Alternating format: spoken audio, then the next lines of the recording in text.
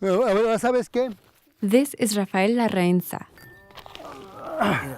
Ahí está. He's assembling an ultralight aircraft, which he intends to use to locate dead or dying migrants at the border. But I need some bolts. For years, he's run into an obstacle to his humanitarian ambitions. On border ranches and Indian reservations where migrants often perish of dehydration, Larraenza is regularly denied permission to enter. So he has a new strategy. Que mejor es pedirles perdón a pedirles permiso. ¿Sí? Entonces me meto por detrás y por los lugares busco y todo, escondiéndome, corriendo, ¿sí? De que pues no me vean que ando yo buscando gente. The aircraft is his latest solution, so he can cover more ground and avoid being spotted. Me han atacado con perros, nos han atacado a balazos, me ha agarrado la patrulla fronteriza, nos han castigado demasiado. Larraenza immigrated to the U.S. legally in 1986. Es la cola aquella de allá. He got a job making construction machinery in San Diego. A decade later, the U.S. started building long stretches of border fencing around cities, which rerouted migrant traffic into the desert. They began to die by the hundreds of dehydration and other problems. Larraenza decided to help. Yo soy muy sentimental, ¿sí?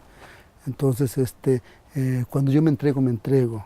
He bought hiking boots, walkie-talkies, and other survival gear. Va aquí. He trained and equipped dozens of volunteers. Estos así son, mi grito. It was the beginning of Los Aguilas del Desierto, or Angels of the Desert, a search and rescue group for migrants.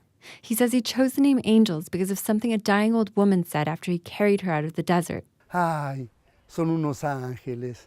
Dice, en cuanto abrí mis ojos y los vi que eran unos ángeles. Over the past 20 years, Larraenza has encountered formidable foes in his quest to rescue dying migrants. Minutemen, sheriff's departments, armed ranchers. But no one has frightened him like President-elect Donald Trump, who's vowed to expand current border fencing. We're going to build a wall. People are rushing to cross the border before Trump's term begins. Larraenza says he's receiving more emergency calls than ever. He fears Trump's administration will fight his unconventional work. Lo único que yo tengo es lo que quiero dar, lo que quiero hacer, ayudar, prestar. Sí, tú ves, mira cómo vivo. Larraenza lives in a trailer in Chula Vista with scarce belongings. His counters are cluttered with bottles of vitamins, which he uses for strength in the desert. Los familiares la captaron mal. A few years ago, his group inspired other volunteers to form Aguilas del Desierto, or Eagles of the Desert.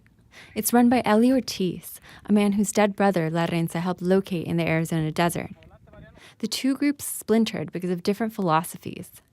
The Eagles conduct searches legally. They apply for permits, they notify Border Patrol. They don't trespass. Sometimes it takes weeks for the Eagles to start a search. For them, it's worth the trouble and the wait.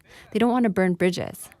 Larraenza says too much is at stake to be patient with bureaucracy. Para nosotros lo importante no es el regaño, no es el miedo, sino es el que tratar de salvar una vida. Most of Larraenza's volunteers have left him to work for the Eagles. Now, he conducts most of his searches by himself. Tengo mucha gente aquí, pero aquí, ¿sí? Aquí si yo pido 50 se vienen. Aquí en estas montañas de la Rumorosa vamos hasta 100 si tú quieres. ¿Sí? Pero para allá, para Arizona y para allá no es fácil. ¿Sí? Así es que tengo que hacerlo yo solo. Larraenza says he feels betrayed. After all, he paved the way for all of the volunteers. Mira los árboles todos secos del frío. He shows me photos of his most recent search, in which he found a migrant who appeared to have died of hypothermia on a ranch in Texas. Larraenza entered that ranch without permission. Está todo morado, mira, todo morado. No tiene ojitos. Larraenza refers to the man as his brother. He sees all migrants as family. Aquí van los pies y aquí van las manos. Back outside, he gets into the seat of his aircraft and shows me how he maneuvers the plane with his body. Para abajo, para arriba, izquierda, derecha. He says he hopes the aircraft will help him save more migrants. He foresees rising perils in the journeys ahead. Jean Guerrero, KPBS News.